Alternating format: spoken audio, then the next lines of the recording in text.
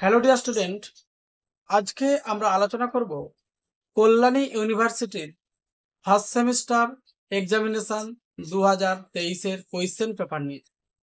ENG MAG T 101 NEP 2020 full marks. এখানে কোয়েশ্চেনে বলা আছে, তোমাদের দেখো কোয়েশ্চেনে বলা আছে অ্যান্সার এনি টপ।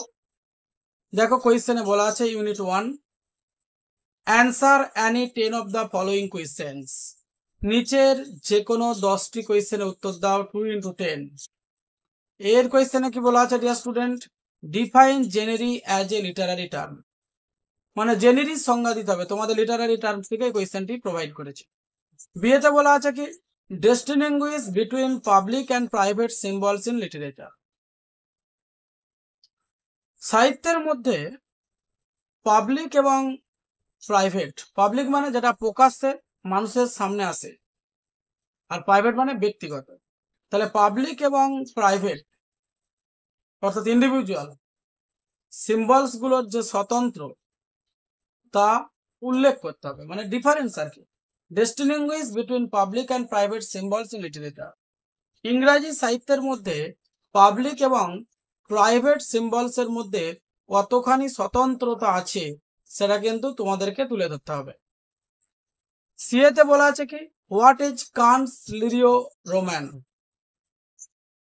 বা অনেকে এটাকে বলে হোয়াট ইজ কান্সলার রোম্যান। কান্সলার রোম্যানটা কি সেটা তোমাদেরকে লিখতে হবে। লিটারারি টার্মস থেকে আসছে, নোভেলের পার্ট থেকে। এটা কান্সলারি রোম্যানটা হচ্ছে নোভেল লিটারারি পার্ট। লিটারারি টার্মসেরও কান্সলারিও রোম্যানটা হচ্ছে নোভেল লিটারারি টার্ম, এবং এই লিটারারি টার্মেরও বিভিন্ন পার্ট আছে, যেমন প্রোজ লিটারারি টার্ম আছে, গদ্য থেকে যে লিটারারি টার্মস গুলো হয়ে থাকে। পোয়েট্রি লিটারারি টার্মস, কবিতা থেকে যে লিটারারি টার্মস গুলো হয়ে থাকে। আবার ড্রামা লিটারারি টার্ম, ড্রামা থেকে যে লিটারারি টার্মস গুলো হয়ে থাকে। আবার শর্ট স্টোরি লিটারারি টার্ম ইত্যাদি। তারপর ডিএতে বলেছে দেখো identify the type of the following novels. দুটো নোভেলের নাম উল্লেখ করেছে 1 এবং 2-তে। আঙ্কেল টম কেবিন আর মিস ড্যালোয়ে, এই দুটো উপন্যাস কি ধরনের উপন্যাস সেটা তোমাদেরকে চিহ্নিত করতে হবে। ইয়েতে বলা cite one example each of a comedy by Aristophanes and Shakespeare. এখানে অ্যারিস্টোফেন এবং শেক্সপিয়ারের একটা করে কমেডি উদাহরণস্বরূপ উল্লেখ করতে হবে। তারপর বলা আছে define comedy of humour. Comedy of হিউমারের সংজ্ঞা দিতে হবে উইথ অ্যান ইলাস্ট্রেটিভ এক্সাম্পল, যথাযথ উদাহরণ দিয়ে।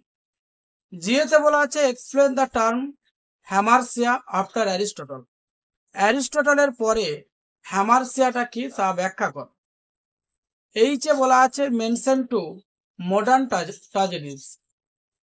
এইচে বলা আছে মেনশন উল্লেখ করো টু মডার্ন ট্র্যাজেডিজ, দুটো আধুনিক বিয়োগান্ত নাটক উল্লেখ করতে হবে।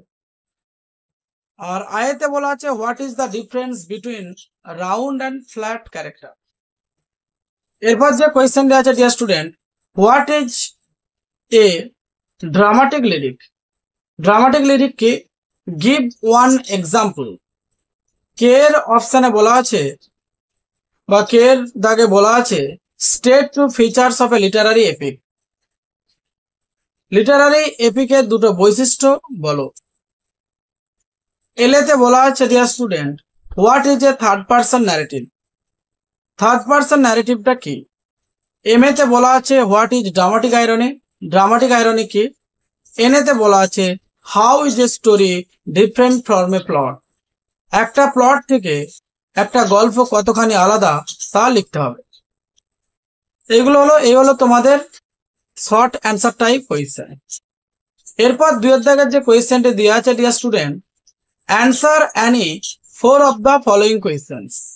নিচের যে কোনো 4টি প্রশ্নের উত্তর দাও। 5 into 4 = 20। 5 নম্বরের 4টি করতে হবে, তোমাদেরকে আগেই বলেছি সিলেবাসে। এতে বলা আছে write a note on romantic comedy. এটাও দেখো 2 নম্বরের প্রত্যেকটা কোয়েশ্চেন কিন্তু লিটারারি টার্মস থেকেই সেট করেছে, তাহলে 10 দুগুণে 20। এবং 5 নম্বরের দেখো যে কোয়েশ্চেনটা দেওয়া আছে 2 দাগের এতে, write a note on a romantic comedy. Romantic comedy একটা নোট আকারে লিখতে হবে 5 মার্কস, তাহলে এটাও লিটারারি টার্মস থেকে দিয়েছে। বিয়েতে বলা আছে what ডিস্টিংগুইশেস A social Nobel form a historical one. মানে হিস্টোরিক্যাল নোবেল থেকে সোশ্যাল নোবেলের স্বতন্ত্রতা বা বৈশিষ্ট্যগুলো কি কি, গিভ এক্সাম্পল, উদাহরণস্বরূপ ব্যাখ্যা করো। এটাও কিন্তু লিটারারি টার্মস থেকে আসছে। সিএতে বলা হচ্ছে discuss the difference between a classical tragedy and an Elizabethan tragedy. Classical tragedy এবং এলিজাবেথিয়ান ট্র্যাজেডির মধ্যে পার্থক্যগুলি আলোচনা করো। এটাও কিন্তু লিটারারি টার্মস থেকে আসছে। ডিয়ার দাগের যে কোয়েশ্চেনটি দেওয়া আছে, dear student describe the various kinds of lyrics with example. বিভিন্ন ধরনের যে লিরিক্স হয়ে থাকে সেগুলো বর্ণনা দিতে হবে উদাহরণস্বরূপ। ইয়েতে বলা আছে explain the different categories of epic with examples. Explain ব্যাখ্যা করো দ্য ডিফারেন্ট ক্যাটাগরিজ, বিভিন্ন ধরনের যে ভাগগুলো থাকে অফ এপিক। এপিক বলতে কাব্য, কাব্যের ভাগগুলো ব্যাখ্যা করো উইথ এক্সাম্পল, উদাহরণস্বরূপ। এফের দাগের কোয়েশ্চেনে বলা আছে write short note on narrative and narratology. ছোট শর্ট নোট লিখতে হবে, মানে এটা ধরো 2.5+2.5 ন্যারেটিভ অ্যান্ড ন্যারেটোলজি। আর জিএতে বলা আছে state the difference between ডিনোটেশন and connotation. ডিনোটেশন এবং কনোটেশনের পার্থক্য তুলে ধরো। এই প্রত্যেকটা কোয়েশ্চেনের প্রায় অধিকাংশ অ্যান্সারই কিন্তু আমার চ্যানেলে আপলোড করা ছিল আগে থেকেই, এবং আমি অনলাইন ক্লাসও করিয়ে থাকি। যারা অনলাইন ক্লাস করতে ইচ্ছুক, ডেসক্রিপশন বক্সে যে হোয়াটসঅ্যাপ নাম্বারটি প্রোভাইড করা আছে সেখানে তোমরা কমেন্ট করে জানাতে পারো। Answer Annie 2 questions. 3 দাগের যে কোয়েশ্চেনটা দেওয়া আছে specify the characteristic of effective writing. তবে ইফেক্টিভ রাইটিং মানে একাডেমিক রাইটিং থেকে কোয়েশ্চেনটা দিয়েছে। 3 দাগের বিয়ে যে কোয়েশ্চেনটা দেওয়া আছে হাউ সিগনিফিক্যান্ট। একাডেমিক রাইটিং থেকে যে এর কোয়েশ্চেনের মিনিংটাকে স্পেসিফাই, নির্দিষ্ট করে দ্য ক্যারেক্টারিস্টিক, বৈশিষ্ট্যগুলোকে তুলে ধরতে হবে। অফ ইফেক্টিভ রাইটিং, কার্যকরী লেখার যে বৈশিষ্ট্য সেগুলো লিখতে হবে তোমাদের। বিয়ের দাগে বলা আছে how significant is an introduction. একটা সূচনা, একটা তুমি ধরো কোন একটা বিষয়ের প্রবন্ধ লিখছো, কোনো এসে লিখছো, কোনো শর্ট স্টোরি লিখছো, কোনো প্যারাগ্রাফ লিখছো, কোনো নাটক লিখছো, এই লেখালেখির ক্ষেত্রে ইন্ট্রোডাকশন দেওয়াটা কতখানি তাৎপর্যপূর্ণ সেটা তোমাদেরকে লিখতে হবে। অ্যান্ড কনক্লুশন, এবং সিদ্ধান্ত কতটা গুরুত্বপূর্ণ, মানে একটা প্যারাগ্রাফের বা একটা শর্ট স্টোরি বা একটা প্রবন্ধের ইন্ট্রোডাকশন এবং কনক্লুশন, সূচনা এবং সিদ্ধান্ত কতখানি গুরুত্বপূর্ণ তা তুলে ধরতে হবে। এটাও কিন্তু একাডেমিক রাইটিং থেকে আসছে। 3 দাগের সিএর কোয়েশ্চেনটা কি আছে, describe the various ways of জাজিং the authority of printed sources. Describe, বর্ণনা করো দ্য ভেরিয়াস ওয়েজ অফ জাজিং, বিচার করার বিভিন্ন ক্ষমতা বা পদ্ধতি, the authority of a printed source. Printed source বলতে এটা তোমার ওই বুক রিভিউ থেকে আসছে কোয়েশ্চেনটা, একাডেমিক রাইটিং এরই পার্ট। ডিএর কোয়েশ্চেনটা আছে how is a summary different from a paraphrase. Summary এবং একটা সামারি প্যারাফ্রেজ থেকে কতখানি আলাদা তা বর্ণনা করতে হবে। How does one use a quotation in academic writing. একজন কিভাবে একাডেমিক রাইটিং এর মধ্যে কোটেশনকে ব্যবহার করে তা ব্যাখ্যা করতে হবে। এখানে 5+5 = 10। তাহলে তোমাদের এই 10 মার্কসের যে কোয়েশ্চেনগুলি সেট করা হয়েছে 2023-এ, প্রত্যেকটা কোয়েশ্চেনই কিন্তু একাডেমিক রাইটিং থেকেই দিয়েছে। 2টো করতে হবে, 4টে সেট করে। তাহলে আমি আগেই সিলেবাসে বলেছি আগের ভিডিওতে যে একাডেমিক রাইটিং থেকে 10 মার্কসের 2টি পড়বে, মানে একাডেমিক রাইটিং থেকে 10 মার্কসের 4টি পড়বে, 2টি তোমাদেরকে করতে হবে। তাহলে ডিয়ার স্টুডেন্ট, ভিডিওটা এখানেই শেষ করছি। যদি কারো কোনো প্রশ্ন থেকে থাকে অবশ্যই কমেন্ট বক্সে কমেন্ট করে জানাতে পারো।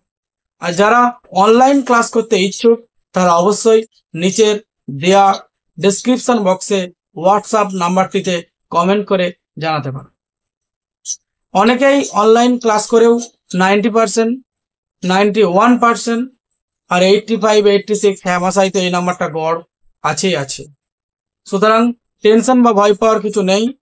যদি কোনো প্রবলেম, ইংরেজি অনার্স যারা নতুন ভর্তি হতে চলেছ তাদের যদি কোনো জিজ্ঞাসা, কোনো প্রশ্ন থেকে থাকে, অবশ্যই হোয়াটসঅ্যাপ যে গ্রুপটি দেওয়া আছে 8514897926 এই নাম্বারে কমেন্ট করে জানাতে পারো।